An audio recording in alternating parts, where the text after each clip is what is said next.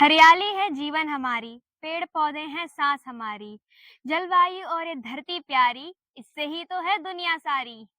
नमस्कार और आप सभी को पर्यावरण दिवस की हार्दिक शुभकामनाएं। आज 5 जून, आज का दिन इतना शुभ है कि आप समझ नहीं सकते। आज के दिन ही हमारा पर्यावरण दिवस हर वर्ष मनाया जाता है।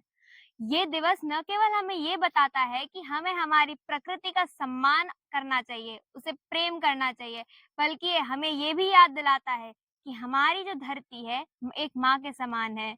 हमारी धरती हमें जीवन देती है, पर लेकिन बदले में कुछ नहीं मांगती, पर फिर भी हम इंसान इसकी सुरक्षा करने में विफल हो जाते हैं।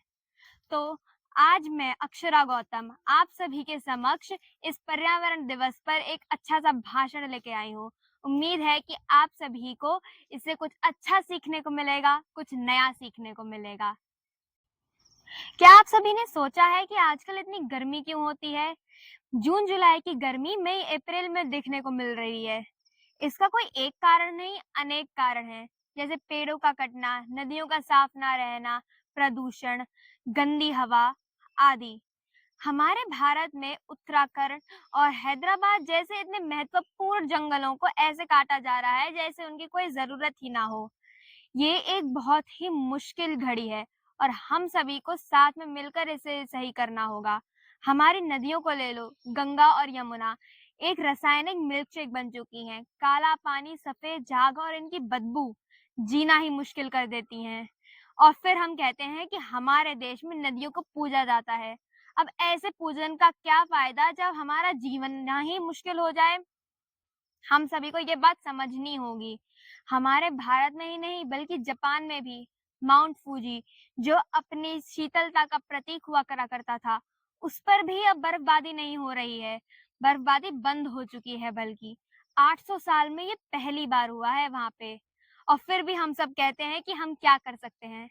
हकीकत में बोलूं, हाँ, हम बहुत कुछ कर सकते हैं और केवल हम ही कर सकते हैं।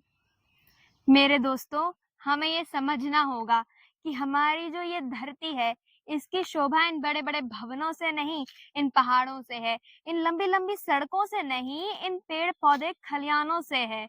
हमें समझना होगा कि हमारी धरती जो है, वो इन फूलों की वजह से है, इन मैदानों की वजह से है, इस स्वच्छ हवा की वजह से है। हमें ये समझने के साथ-साथ एक कदम भी लेना होगा। एक कदम स्वच्छता की ओर, एक कदम अच्छाई की ओर, एक कदम हमारे पर्यावरण के लिए। तो चलिए हमारे साथ इस भाषण के बाद इस पर्यावरण दिवस को थोड़ा अलग बनाते हैं, थोड़ा बेहतर बनाते हैं। चलिए इस पर्यावरण दिवस पे एक-एक पेड़ लगाते हैं।